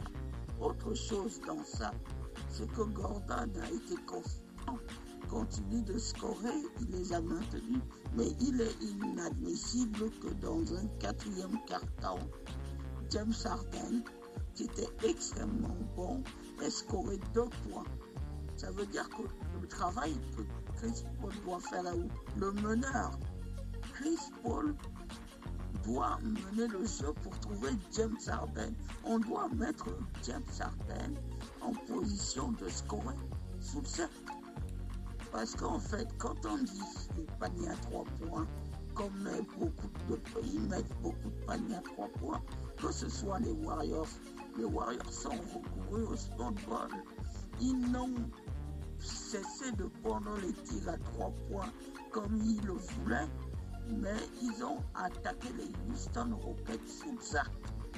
Ils ont attaqué le même Clay qui prenait des tirs à 3 points quand il fallait se rapprocher un peu pour prendre un petit tir à 2 points. Il sait faire ça, Klay Thompson. Effectivement. Il n'attend pas simplement que c'est le catch and shoot que tu vas prendre. C'est pas le catch and shoot qui te fera gagner.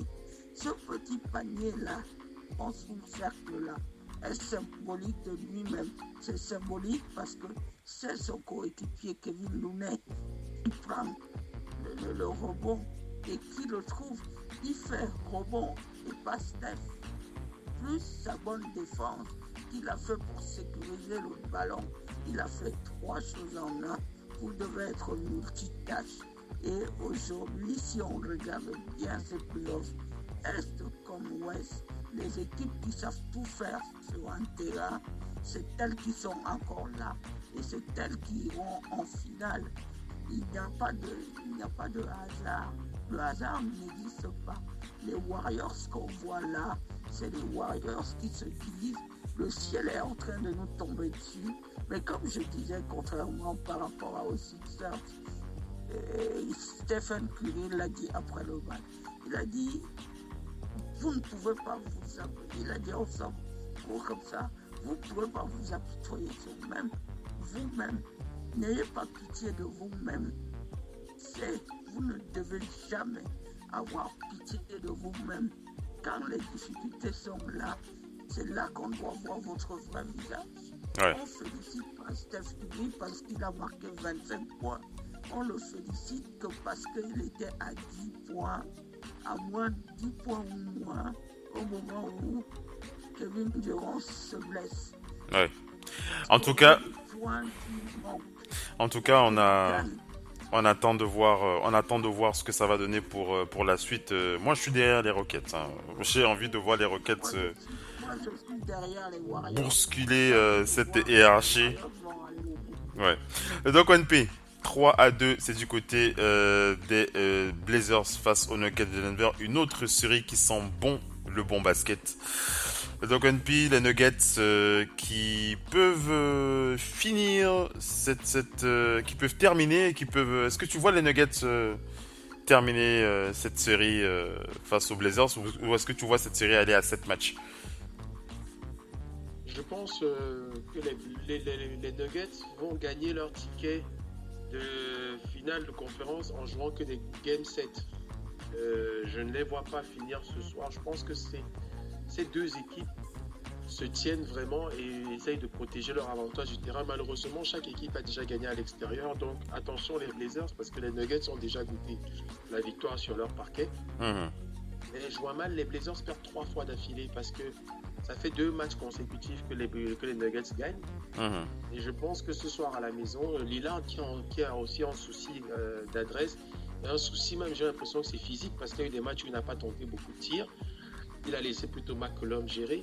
Je pense que dos au mur ce soir, on aura du grand Damian Lillard, du grand basket. Et je vois les Blazers, c'est ce Game 7 qui va nous donner un week-end extraordinaire. Je pense que ce sera peut-être dimanche s'il y a Game 7. Je l'espère en tout cas. Donc pareil, hein, je pense que si les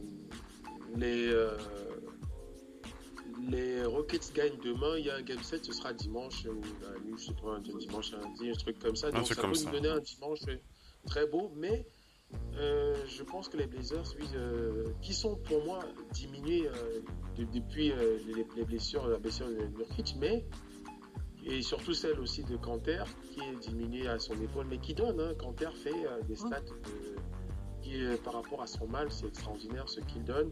Et le banc aussi, hein, Seth Curry, Rodney Hood et Collins, ce qu'ils apportent comme énergie, c'est extraordinaire. Mais je pense que sur leur parquet avec leur beau public, les Blazers devraient s'en sortir ce soir. Attention à Jamal Murray s'il prend feu, à Jokic, mais je pense quand même que les Blazers peuvent le faire ce soir. J'espère pour eux. Mais en tout cas, ce sera un très beau match. Un très beau match, ça c'est sûr. Avec de la pression. Donc ce soir, on a 2 matchs à pression. Les équipes qui reçoivent n'ont pas le droit de perdre. Ouais. Missy, comment toi tu as envie de réagir? Qu'est-ce que tu vois toi? Moi, ce que je dirais juste, je dis que les Nuggets ont quand même le momentum. Ils ont le momentum. Maintenant, les Nuggets ont juste une chose à se dire, c'est qu'il faut qu'on appuie cette équipe-là où ça fait mal. Ils ont largement dominé le dernier match. Le match où ils sont passés à 3-2. Ils ont largement les moyens. Les facteurs X sont connus depuis. Il y a, à mon avis, quelque chose qui va compter. Lui, il me dit que ce n'est pas une revanche par rapport aux Blazers qui l'ont tradé. Le joueur en question, c'est Will Barton. pense que Will Barton est monté en température dans cette série et il va avoir un cœur que ça se termine ce soir. C'est sur les secondes plutôt que ça va se jouer sur le banc et tout ça. Et puis, on voit quelqu'un qui est actuellement bien meilleur qu'il ne l'était quand Atlanta avait joué finale de conférence. Cette personne-là, c'est Paul Millsap. Millsap, il revient en forme au très très bon moment. C'est clair. Et on le voit tellement bon. Et puis, ça va dépenser. Vous savez, ça, ces playoffs-ci, les Nuggets, ça dépend de Jamal Murray. Le Jamal Murray, s'il enclenche, s'il fait vraiment un très bon match, de toute façon, même s'ils vont au Game 7, ce qu'il faut maintenant pour les Blazers, c'est mettre petit frappe sur Jokic et sur Jamal Murray. Il faut forcément que les Blazers stoppent quelque chose. Il va falloir que défensivement, qu'ils soient encore un petit peu mieux. Parce que dans un échange de panier avec les Nuggets, c'est pas forcément pour eux. Certes, ils ont sorti de leur chapeau Rodney Hood, mais on voit déjà que les Nuggets ont procédé aux ajustements. Il faut les ajustements des Blazers. On attend cette équipe de Blazers meilleure avec un Damien Lillard qui score plus et qui fait le job. Voilà.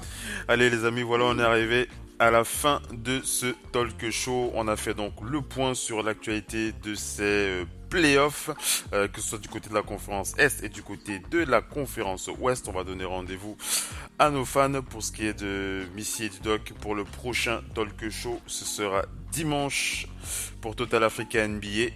Missy, merci d'avoir été connecté sur le parquet. Ça nous a fait plaisir. Merci à vous. Merci à toi.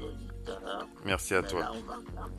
Bien sûr, on va regarder le match. On reviendra dessus ensemble ce week-end.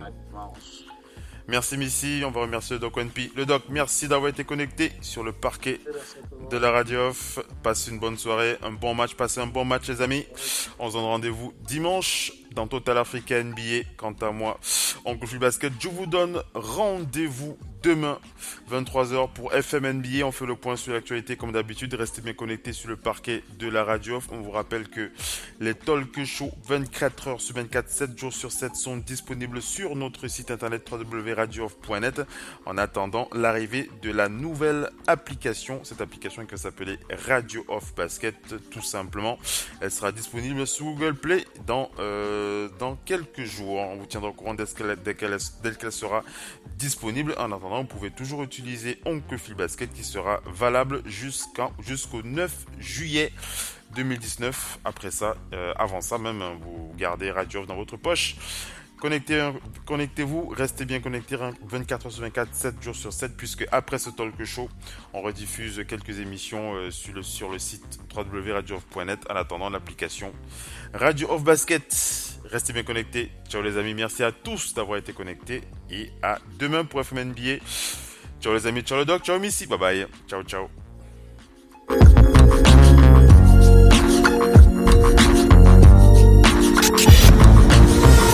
La radio qui vous parle de NBA, c'est Radio Off Basket. Le basketball, c'est mieux à la radio. Bust down, pick it up, now break that shit down. Break it down, speed it up, now slow that shit down on the gang. Slow it down, bust it, bust down, bust it, bust down on the gang. Oh. Cardiana, I was home with my kid, Mamiana. Rude, I don't be with all that drama. Minding my business, I'm Bob. I ain't dragging, I'm lit like a clapping back, bitch. I'm clapping on the bust it. I'm a savage. Throw it back like a 10-year challenge. Take him to the crib, then I push him on the sofa. Have his breath smelling like yeah, mimosa. We ain't finished, tell him beat it up. And if the police stop breathing, give it skip it up. It's so tight, think it's I don't swallow plan B, I just swallow the dope, I'm the dope dealer. And if you good, shouldn't have to maintain the broken. Bruce, real life, everybody gang bang, no they ain't real right. Yeah, that's since I came in the game, been a real one. And they changed, I'm still one. All facts, no cap, no cap. Daddy, how you like that? Ain't got no time for no subliminals. After a while, but being petty just means you're miserable. Yeah, straight lane. My pussy a buzz down, yours plain Jane. I make him go insane. I fucking with my red flag on him when I say gang on the gang. Buzz down, Tatiana. Buzz down, Tatiana. I wanna see you buzz down. Pick it up, now break that shit down. Break it down, speed it up, then slow that shit down on the gang. Slow it down, bust it, bust down, bust it, bust it, bust down on the gang. Buzz down, Tatiana. Buzz down, Tatiana. I wanna see you buzz down. Pick it up, now break that shit down. Break it down, speed it up, now slow that shit down on the gang. Slow it down, bust it, bust down, bust it, bust down on the gang. Blueface, baby. Yeah, I'm every woman's fantasy. Blueface, baby. Mama always told me I was gonna break hearts. I guess it's her fault, stupid. Don't be mad at me. I wanna see you bust down. Bend that shit over on the gang. Yeah, make that shit clap. She threw it back, so I had to double back on the gang. Smacking high off them drugs. I tried to tell myself 2 times was enough. Then in the relapse on the dead lows. Ain't no running, Tatiana. You gon' take these damn strokes, Tatiana. I beat the poopy up. Now it's a murder scene. Keeps player, Tatiana, like you ain't never even heard of me. Blueface, baby. Buzz down, Tatiana. I wanna see you buzz down. Then that shit over. Yeah, now make that shit clap on the gang. Now took that thing up, throw that shit back. I need my issue on the dead low. Buzz down, Tatiana. Buzz down, Tatiana. I wanna see you buzz down. Pick it up, now break that shit down. Break it down, speed it up, now slow that shit down on the gang. Slow it down, bust it, bust down, bust it, bust down on the gang. Buzz down, Tatiana. Buzz down, Tatiana. I wanna see you buzz down. Pick it up, now break that shit down. Break it down, speed it up, now slow that shit down on the gang. Slow it down, bust it, bust down, bust it. La radio qui vous parle de NBA, c'est Radio Off Basket. Le basketball, c'est mieux à la radio.